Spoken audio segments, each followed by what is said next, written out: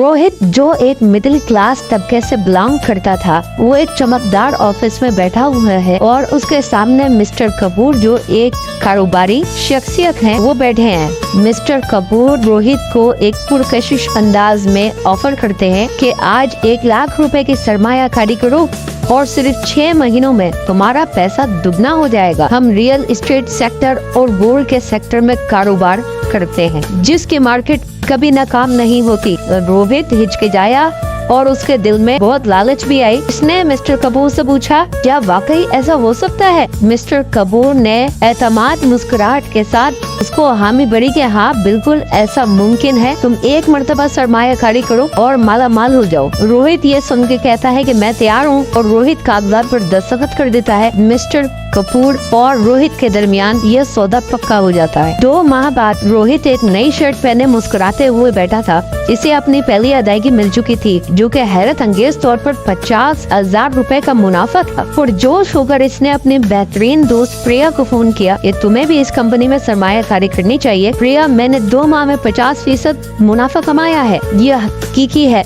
हम इस तरह अमीर होंगे। प्रिया जो शक में मुब्तला थी मगर रोहित पर भरोसा भी करती थी, तो प्रिया ने भी सरमायाकारी का फैसला किया। जल्द ही रोहित ने अपने रिश्तेदारों, पड़ोसियों और यहाँ तक के साथियों को भी इसमें सरमायाकारी करने पर आमादा किया। मुनाफा हकीकत में था, पैसा बह रहा था और जिंदगी बिल्कुल रोहित को तो अलग ही लग रही थी। रोहित की जिंदगी बदलने लगी थी। इसने एक नई गाड़ी खरीदी और छुट्टियों की मंसूबाबंदी शुरू कर दी। इसे मिस्टर कपूर की कंपनी से बाकायदा अदायगियाँ मिल रही थी और अब आधा मोहल्ला भी सरमायाकारी कर चुका था। ऑफिस में मिस्टर कपूर ने रोहित की तारीफ की, तुमने बहुत सारे नए सरमाया कार्ड ला के दिए हैं, इस तरह काम करते रहो और मैं तुम्हें बोनस भी दूंगा। रोहित का एतमाद बढ़ गया। इसने सोचना शुरू कर दिया कि वो अपनी नौकरी छोड़कर मुकम्मल वक्त के लिए कपूर की सरमायाकारी स्कीम में काम करेगा। पैसा तो आसानी से आ रहा था और मुस्तकबिल भी कभी इतना रोशन नहीं लगता था कि जितना कपूर की कंपनी में सरमायाकारी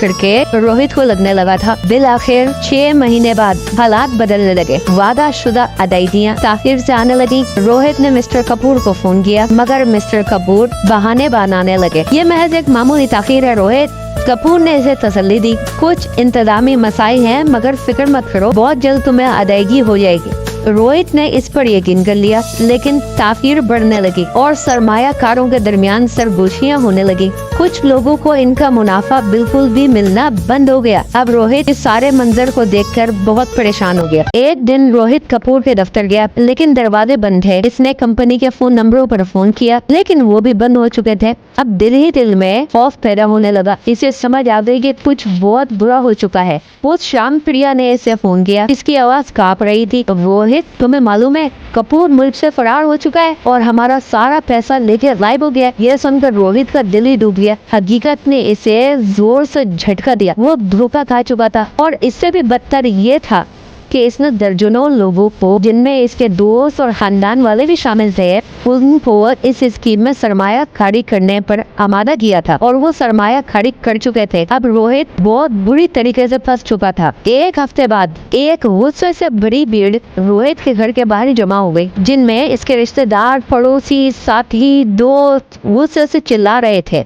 तुमने कहा था रोहित ये महफूज है। इसके साथियों में से एक चिल्लाना शुरू कर दिया, हमने तुम पर भरोसा किया था रोहित। रोहित दरवाजे पे खड़ा था, इसका चेहरा सफेद हो चुका था। मुझे मालूम नहीं था, इसने कमजोर आवाज में कहा। मैं भी तो इसका शिकार हो चुका हूँ, मैंने भी सब कुछ खो दिया है। लेकिन इसकी बातों का किसी पर कोई असर नहीं हो रहा था, क्योंकि नुकसान सबको हो चुका था और सबका सरमाया डूब चुका था। इस स्कैम को 1 साल गुजर चुका था। रोहित के पास अब कुछ नहीं बचा था सिवाय कर्जों के, पछतावे के और शर्मिंदगी के। प्रिया ने भी इससे बात करना छोड़ दी थी। इसके पड़ोसियों ने भी इसे नजरअंदाज करना शुरू कर दिया था और इसका एक रोशन मुस्तकबिल बिल्कुल राख हो चुका था। लेकिन रोहित ने हालात दुरुस्त करने का अज़म किया। वो दिन रात मेहनत करने लगा ताकि उन लोगों का पैसा वापस कर सके जिन्हें इसने गुमराह किया था।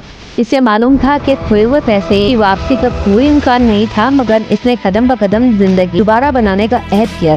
जब वो काम कर रहा था तो इसने सीखा कि आसान दौलत का लालच इसे अंधा कर चुका था, लेकिन लालच और धोखे की कड़वी हकीकत अब इसकी जिंदगी का एक नाकाबिले फरामोश सबक बन चुकी थी।